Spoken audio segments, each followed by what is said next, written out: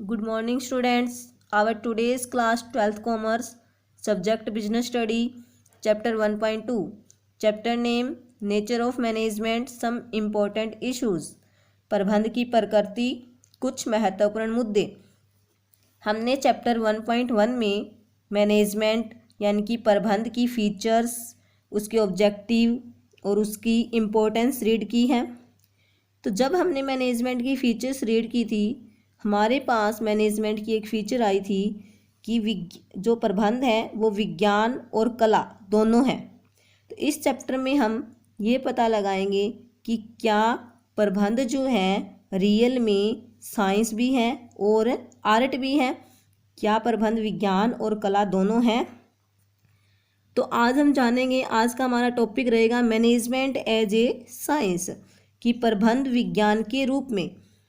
तो प्रबंध को अगर हम साइंस के रूप में स्वीकार करना चाहते हैं तो सबसे पहले हमें साइंस का अर्थ पता होना चाहिए.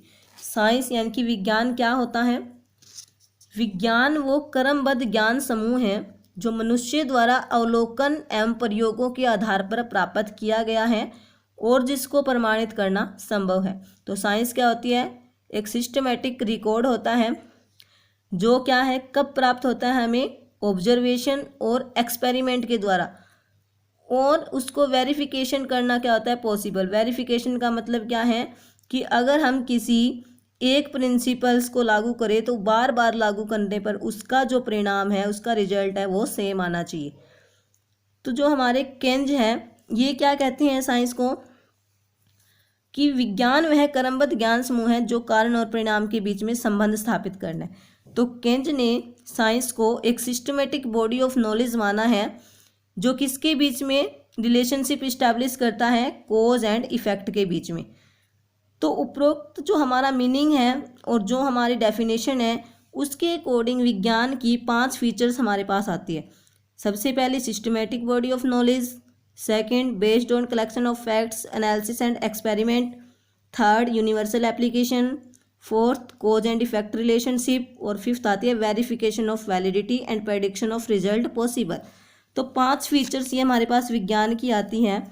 तो अब मैनेजमेंट को विज्ञान के रूप में एक्सेप्ट करने के लिए हम ये देखेंगे कि क्या विज्ञान की ये 5 विशेषताएं, 5 फीचर्स विज्ञान की हमारे प्रबंध पर, मैनेजमेंट पर लागू होती हैं. तो सबसे पहले क्या थी? Systematic body of knowledge. अब हमें विज्ञान को मैनेजमेंट से इन फीचर के अकॉर्डिंग कनेक्ट करके देखना है. जैसे कि विज्ञान क्या था? सिस्टमेटिक बॉडी ऑफ नॉलेज था. तो हमें देखना है कि क्या प्रबंध भी एक व्यवस्थित ज्ञान समूह है? सिस्टमेटिक बॉडी ऑफ नॉलेज है. प्रबंध भी व्यवस्थित ज्ञान समूह है क्योंकि प्रबंध को किसने स्थापित किया है? विभिन्न विशेषज्ञों ने अपने शोध कार्यों और प्रयोगों के बाद. तो प्रबंध को हमारे जो स्पेशलिस्ट थे, मैनेजमेंट के स्पेशलिस्ट लोगों ने विभिन्न रिसर्चों और एक्सपेरिमेंट के बाद स्थापित किया. तो ये फीचर्स हमारी साइंस की मैनेजमेंट पर लागू होती हैं. तथ्यों के संग्रह, विश्लेषण एवं प्रयोगों पर आधारित, based on collection of facts, analysis and experiment, क्या ये फीचर हमारी मैनेजमेंट पे लागू होती हैं? तथ्यों के संग्रह, विश्लेषण और प्रयोग वाली फीचर्स भी हमारी मैनेजमेंट पर लागू होती है क्योंकि जो हमारे बहुत सारे थ्योरिस्ट थे मैनेजमेंट से रिलेटेड, उन्होंने विभिन्न डाटा को कलेक्ट करके फिर उसको एनालाइज करके और फिर प्रयोग करके हमारे जो प्रिंसिपल्स हैं मैनेजमेंट के, उनको इस्टेब्लिश किए. तो सेकंड फीचर भी विज्ञान की मैनेजमेंट पर लागू होती है. थर्ड है हमारे पास यूनिवर्सल एप्लीकेशन यानी कि सार्वभौमिक प्रयोग. वैज्ञानिक सिद्धांत सत्य पर आधारित होते हैं और अगर हम उन्हें किसी भी सिचुएशन में और किसी भी टाइम लागू करें तो उनका जो उपयोग है वो हर जगह संभव होता है. इसी प्रकार मैनेजमेंट के जो प्रिंसिपल हैं उनको अगर हम किसी भी स्थिति में कहीं पर भी लागू करें तो उनका जो परिणाम है वो भी क्या, हर जगह लागू होगा.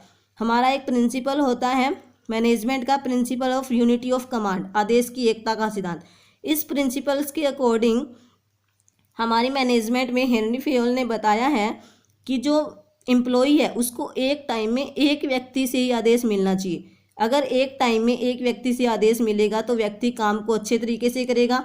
अगर एक ही टाइम में उसे 2 या 3 लोगों से कमांड मिलती है तो वो फिर किसी की कमांड को नहीं समझ पाएगा और अपना काम सही तरीके से नहीं कर पाएगा. तो ये जो फीचर्स हैं वो हमारी मैनेजमेंट पे लागू होती हैं। कोज एंड इफेक्ट रिलेशनशिप कि कारण और परिणाम, कि किसी घटना के घटने का क्या कारण था और उसका क्या रिजल्ट निकला।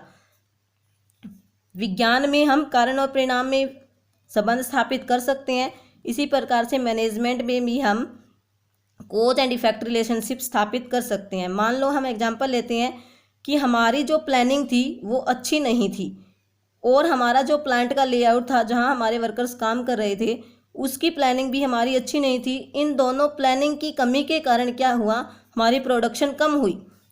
तो यहाँ कारण क्या था, नियोजन का घटियापन, यानी कि प्लानिंग अच्छी नहीं थी और उसका परिणाम क्या निकला कि हमारी प्रोडक्शन जो है कम हुई, उत्पादकता में कमी परिणाम हुआ और घटिया नियोजन क्या हुआ यहाँ कारण। तो कारण और परिणाम के बीच में हम मैनेजमेंट में भी रिलेशनशिप जो है बना सकते हैं।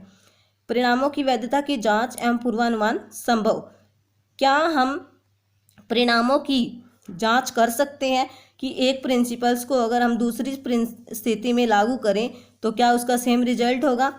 हाँ, क्योंकि मैनेजमेंट में भी हम ऐसा कर सकते हैं कि क्या परिणाम होगा, किस प्रिंसिपल्स को लागू करने का क्या परिणाम होगा, उसका हम पूर्वानुमान भी लगा सकते हैं और उसके परिणाम की हम क्या कर सकते हैं, जांच भी कर सकते हैं।